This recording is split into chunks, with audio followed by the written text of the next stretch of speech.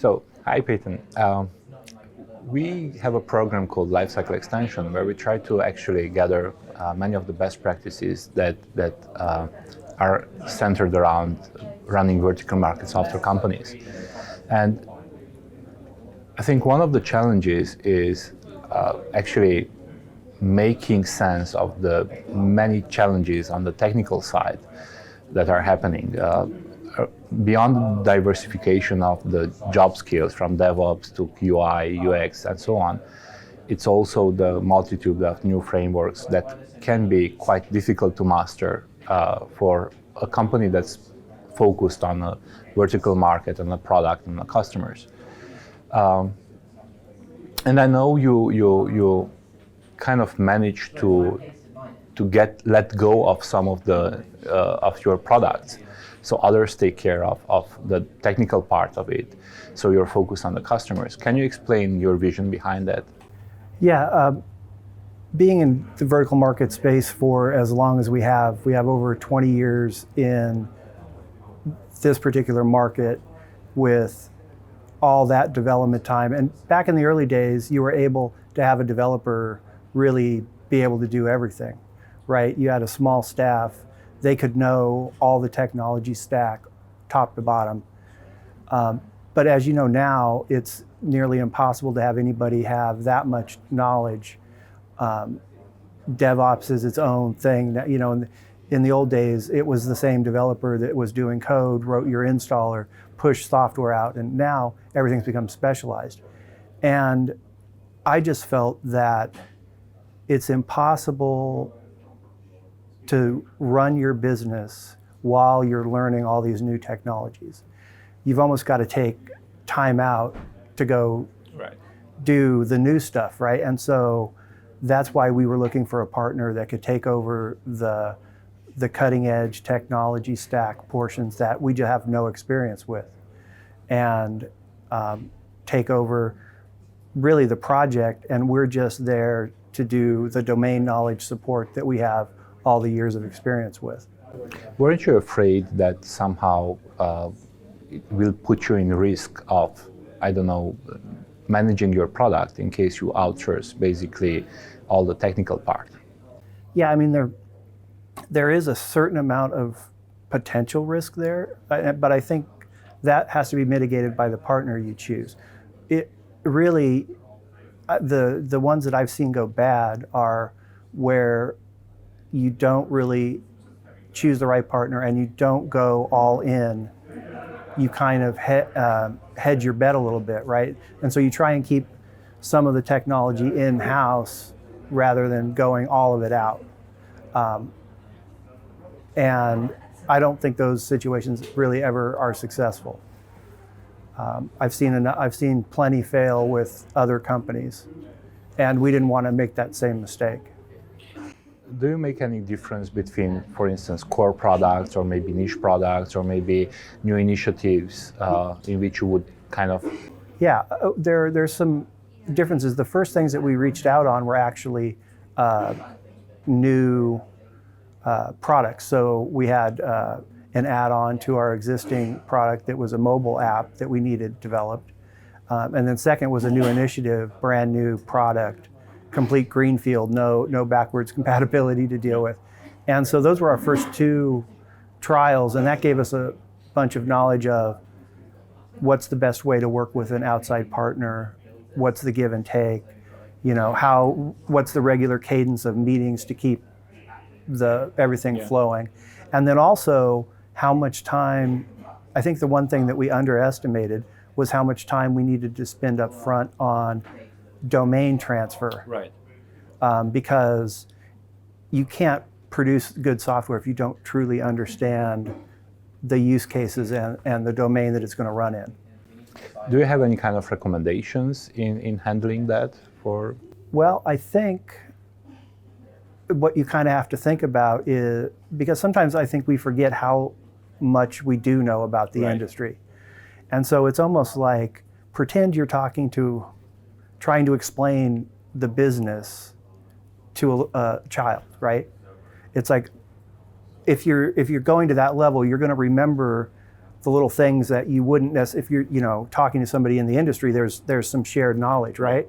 And so by thinking about it that way, it forces you to think of all the little intermediate things that you would totally forget to mention. And then you can lay out a plan to say, okay, here's what the industry is. Here's how a worker that we're designing this app for actually goes about their job. And if you did, that seemed to be the one that really worked, was describe the daily job that this person does. Right. And then all the little questions will come up. Well, why do they do that? And then that takes you down one tangent, and you go down another one. And then you build this knowledge base.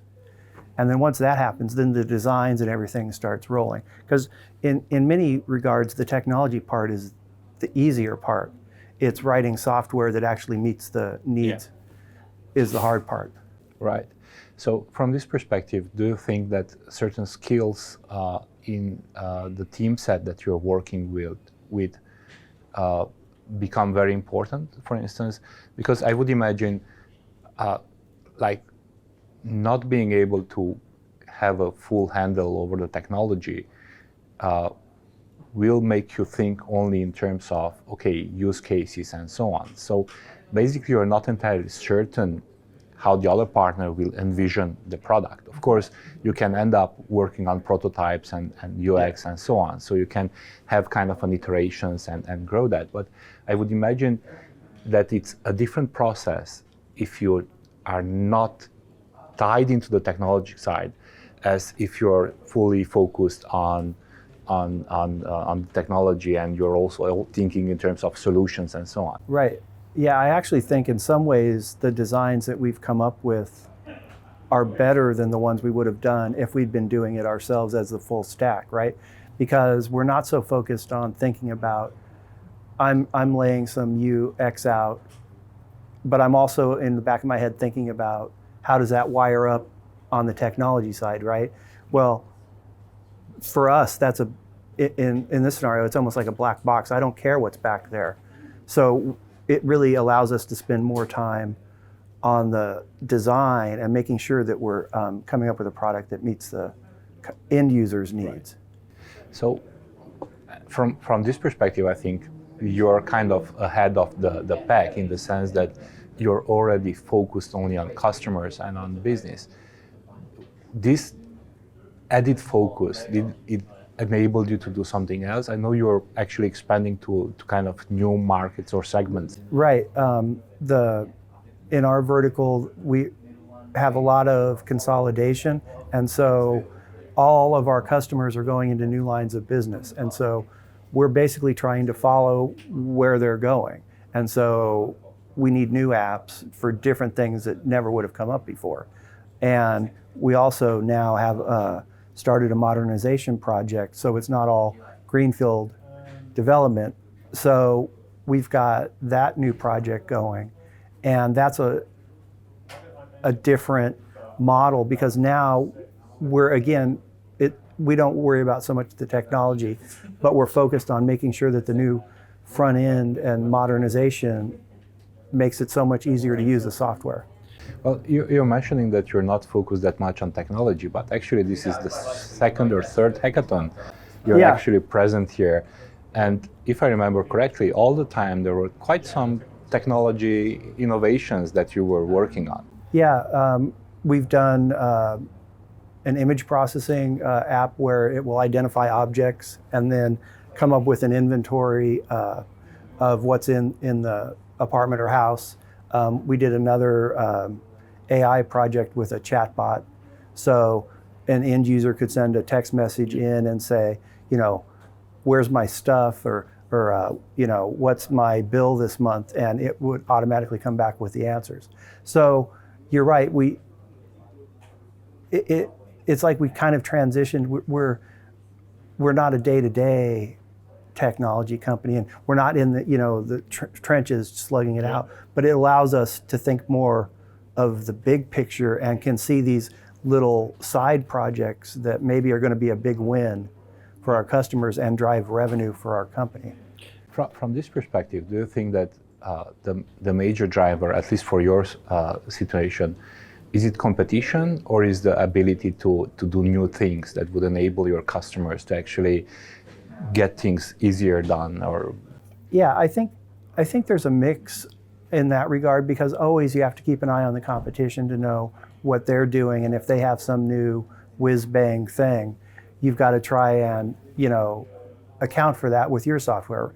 But I tend to not worry about the competition.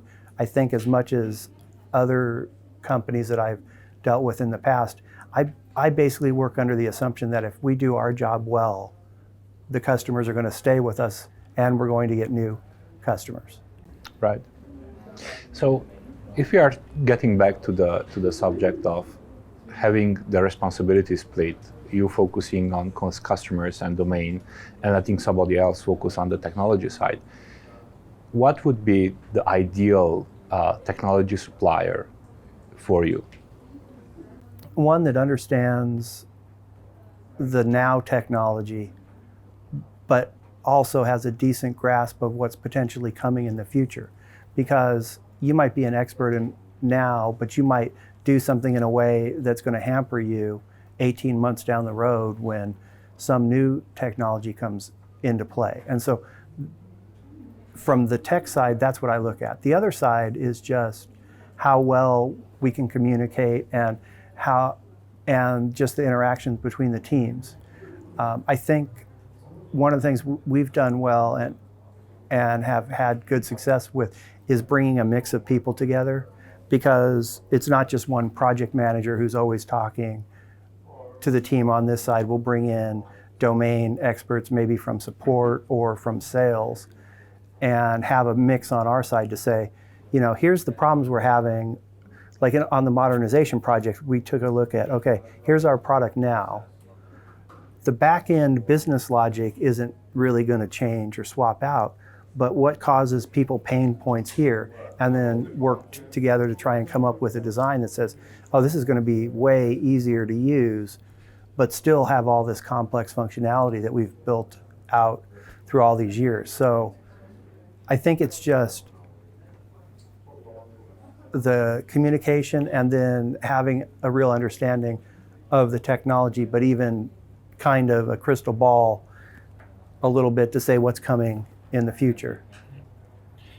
Looking at your customers, do you think they really care about, for instance, technology innovations, or more important for them is to be able to enable them to do things in a more effective way? Yeah, that one's always been a weird one for me, because through the years, I've been around long enough to have gone through several modernization projects, right? And so, back in the old DOS days, now Windows and so on, right? So your product has gone through several iterations and different technology. And there's always been certain customers that cared about the technology, but it's almost like sometimes I feel like it's just to check a box on their Right. on their list. They don't really care, but they have to ask that question because it's on their list, right? But for the most part, people don't care what's behind the screen. They just want the software to do the job and be easy to use. Right. Also, I think in your field, there is quite a cross-section of ages in your users. Yeah. Do you see something like an age as a differentiator in adoption of new technologies? Yeah, we have seen that, especially in certain departments, like the dispatch department in a company seems to be the least adoptive of anything we bring out. And that department also tends to skew a little older, because that's a real important role in the company. And so it's not the young whippersnapper kid that they put in there, right? It's a seasoned person, and that seems to be an adoption problem. What we've always try and push, and when we have the best implementations of our software, is when there's truly somebody at a high level in the company who takes ownership of it and can encourage everybody to adopt. When we have problems, it is when there's nobody in that role, and so this department decides, oh, I don't want to use this thing, I'm just going to ignore it. Yeah. And that kills the engagement, because when you get all the departments working together, that's the whole advantage of having an enterprise software like we create. So how do you approach such an engagement in a company? How do you make sure that they will commit to such in such a measure that basically will guarantee the success of the... Yeah, that's a real hard one, and we struggle with it still to this day. What we try and do, I think where it falls down sometimes is the buying decision is sometimes separated from the people that are going to have to implement it. And so the ownership says, oh, I need new software. I want the latest, greatest thing. It's going to help my team. But then the people who actually have to do the work weren't engaged during the process. And so it just gets dumped on their lap, and now they've got to do the implementation. So we encourage during the sales cycle very much to get the right people into the sales cycle, even if they can't ultimately pull the trigger, get them involved so that there's buy-in. Right. At that point. Then the implementation later becomes a lot easier. Right. Yeah.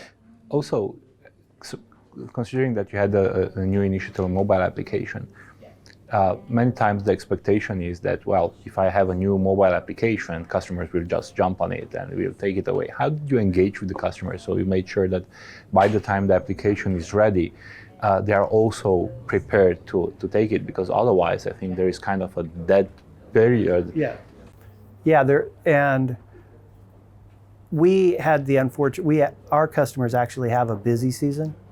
And so during the summer months, they really don't buy anything from us, deal with us from implementing any new features.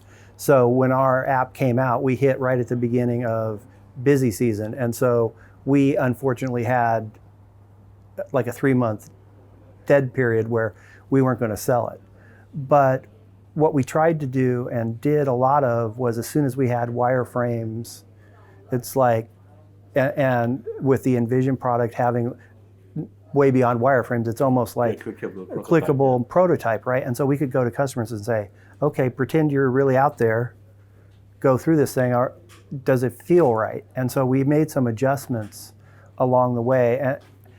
And to be honest, like any software project, there were things that we missed. And later in the retrospective, we get it in the field, and then they're like, you have some of those knock-on, moments like, how did we forget we needed this one thing? But you can never have perfect software. Software is never done. Right. But having a prototype and going in front of your customers just as early, just as agile, and all the lean methodologies kind of recommend, does help you improve that prior to getting to... Yeah, it helps before you've ever got any code. You get a much better product to start with. And it shows the other way that it's kind of used. It's like we could talk all day long about, we're going to have a mobile app in 4 months or 3 months or whatever it is. But we can get in front of the customer with these mock-ups and show them, look, we're really doing this stuff. Here's what it's going to be. And then later they see that we performed on the design. Then that gives us even more credibility the next time we go, okay, 4 months from now, we're going to have this new thing. And now we have this belief that, you're really going to come out with it and it's really going to be there. Did you engage with the customers constantly going on the field, or use special events like customer events to showcase the application? Yeah, we did a little bit of both. There's some key clients that we have, and so any major initiative like this, we're going to run it by and get their input. We also had a user conference where we talked about, here's like the coming year's worth of stuff. We showed some of the mock-ups there and got some good feedback. And also, in a way, it lets us, measure how much adoption there might be. Because what we're building, we're add-on products, right? Which means there's an increased cost to the clients. And if they come back and say, oh, that's nice, but I'm never paying for it, that gives you a much better feel before you really get into the real hard development cycle.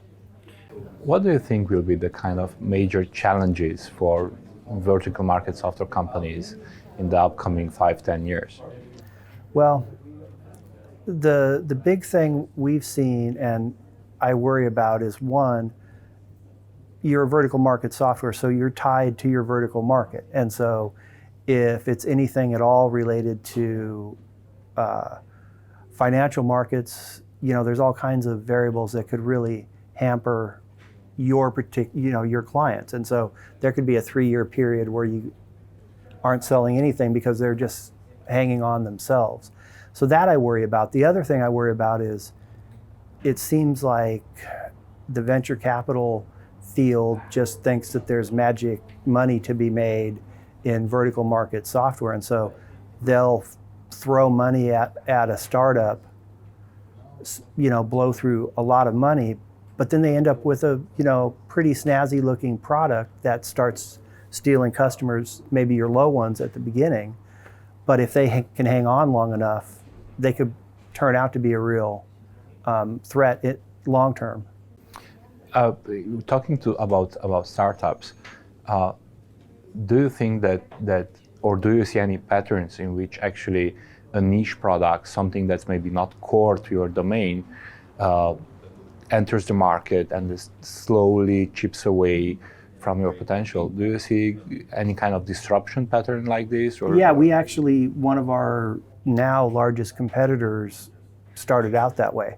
They were a kind of a add-on ancillary product to our market, and then slowly over time kept throwing in more features and moving more into our space. And so I think we made a mistake with them early on, honestly, looking at not paying enough attention to them, because we always just kind of said, well, they're over here doing their thing. It doesn't really interfere with our stuff. So I think that's something to be aware of, is that those guys that are, maybe they don't directly compete with you now, but if they're selling to the same customers, there's always a potential that things can change down the road. And basically your strategy of developing products or something is affected by this potential threat? It is, because you have to be aware of them. And in this case, actually, this competitor that I'm speaking of, our decision to go into a different market was actually to directly attack back, in a sense. So we're going after a vertical that was their specialty before, okay, and stealing some of their customers back. Okay. So yeah, it can affect your strategy.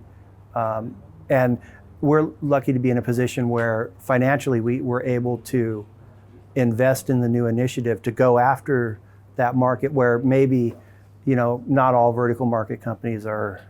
Now, after talking to you, I kind of understand your decision to kind of let the technology side to somebody else, because it seems like there's quite a lot of struggle just to understand where your vertical is going and right, what's happening in it. So I think trying to keep a focus and also trying to kind of predict where and what will happen in the following years takes a lot of energy. Yeah, it does. And we spend, our big thing is also is customer retention, because it's a large enterprise product, so we don't sell a ton of accounts every year. So we need to really focus on supporting our clients and giving them the best service that we possibly can, so that we keep our retention as high as possible. I mean, we try every year, you always have attrition, but we try and keep it around 3% a year is our goal. And in utilities, we actually been involved recently in a company in CSI that actually most of the companies, because that third-party add-on product has such a good money scheme, so it just was worth it for the others. They also made a lot of money on it. So they are actually not thinking about investing in something that actually would compete with their product. Yeah. But the truth is that in time, they slowly will start chipping customers away. And we saw that in Europe with a couple of companies in the healthcare, yeah, and we saw that happening in some other places. And it's when you see patterns like this happening, it's right, like, wow, look, because it's going on. It's going on, yeah. Yeah, and we totally dropped the ball on it. We just didn't do it, but we were lucky to have recognized it at a certain point, and we're financially able to go after them. Actually, I would have an additional question, because I know that you bought some products. Yeah. And part of the lifecycle extension, basically we have like 4 quadrants. If your product is kind of doesn't have any challenges from a cost perspective, so technology-wise it's okay, it doesn't have any problems, and it is a market differentiator, then basically the idea is do nothing. But if you're kind of in a market in which it's commodized already, and your product is not really answering anymore the business challenge, many times it seems that it's more logical to just buy a product instead of trying to renovate or invest into one. Yeah. So, because I know that you bought some product, was that part of the thinking? That was exactly part of the thinking, because the product that we bought was the same market, the core market that our competitor started in. And so we always interfaced with them into our software, but now we're going, okay, we want this piece, we want to directly go against those guys to cover. So now we can go in with a full solution on the customer experience on the front end that we didn't have before, where before we'd say, okay, we have most of it, but if you need this one add-on, now you've got to go to somebody else. And so now we can go with the whole story, and it makes the sale much easier, and it keeps them from shopping around. Because the more they can single source, the stickier we become with the customer, and that's what we want. One challenging question is in trying to find out what are not only the trends, but also how politics, rule, and regulations can impact your domain. Yeah, so I spend a lot of time reading and trying to follow what's going on in the industry, whether it's new regulations that are affecting the industry, or it could be financial that affects it. So when I see something that I think, okay, this is going to hurt some of our customers, the first thing I try and do is, what part of their business is that going to affect? Maybe it doesn't affect the whole business, but maybe it affects one of their segments. And so that's where we've looked at some of these related, but not strictly in our traditional core vertical. So we've gone sideways a little bit into related verticals, trying to hedge our bet so that if this goes down, we've got somewhere else to go, because we see those businesses going these same ways. Because at the end of the day, we're in moving verticals, so they've got trucks and they have people. So what other things can they do with those assets to make money? And so that's where we go, is traditional household goods moving is going down. People don't move as much as they used to, and the weight of individual shipments is lower than it used to be. So it's become harder and harder for these guys to make money. And so they've shifted. Now they're doing more office moving, which is still moving, but it's a completely different set of requirements. Right. So we wrote a whole new module. We did that project about 3 years ago, wrote a whole new module strictly for office and industrial moving. And so we've had great uptake on that, because that's where these guys are going. Our warehousing project came out of that. It's like, okay, they're doing distribution jobs, they're doing like hotel rollouts, things like that. So they've got all these different lines of businesses that they're doing, and so that's where we try and build software.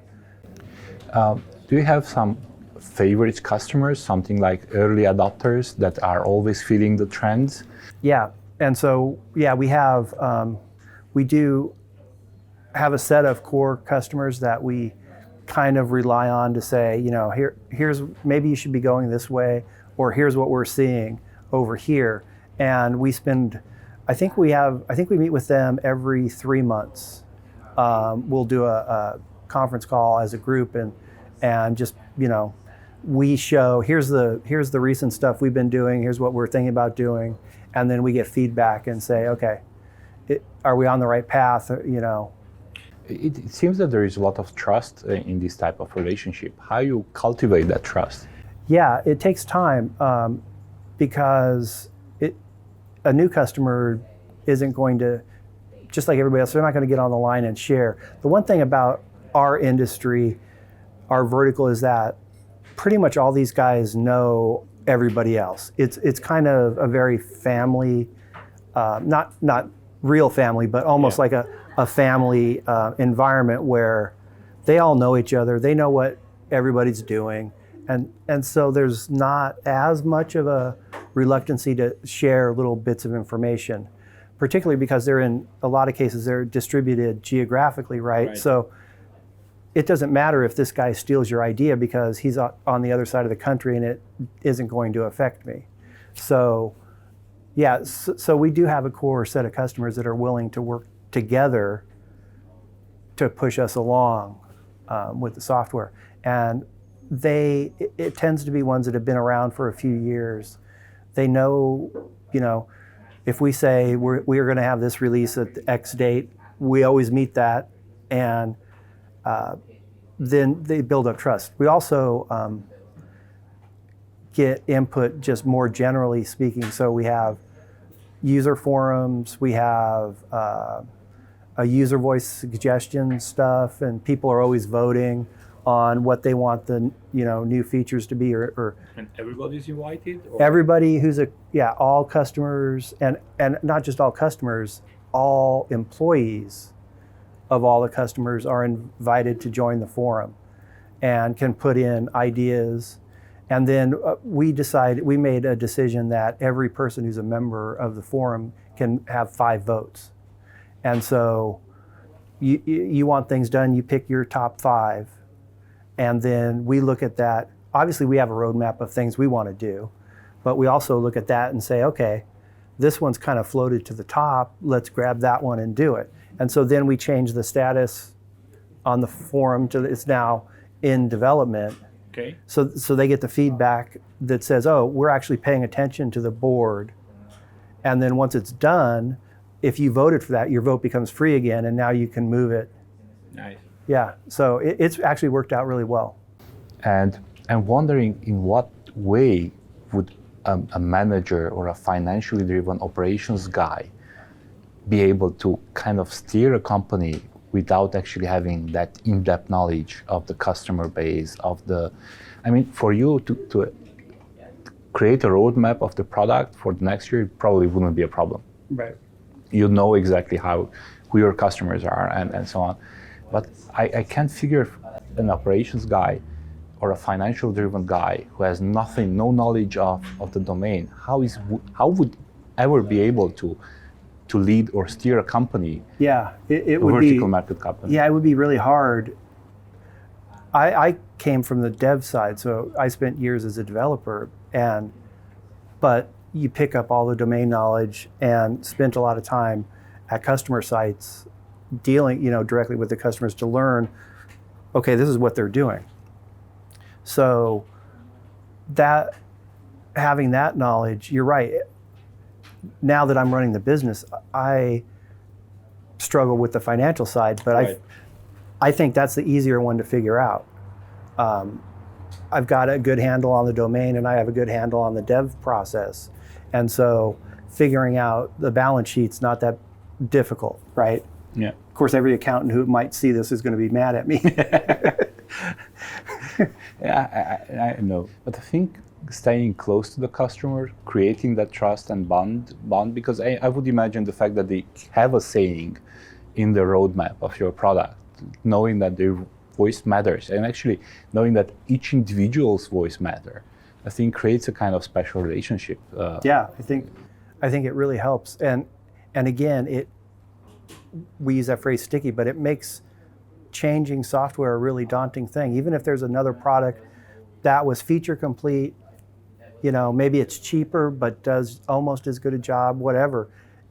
It's one extra thing they're going to think about. It's like, I know these guys and I know that they do a good job. Maybe I'm going to save a little money, but I don't know for sure what I'm going to. It's like the grass is always greener on the other side, right? Well, sometimes it isn't, but you just don't know. And so that any doubt that by doing these things and engaging the customers, it makes them less likely to leave. Thank you very much, Peyton. Thank you.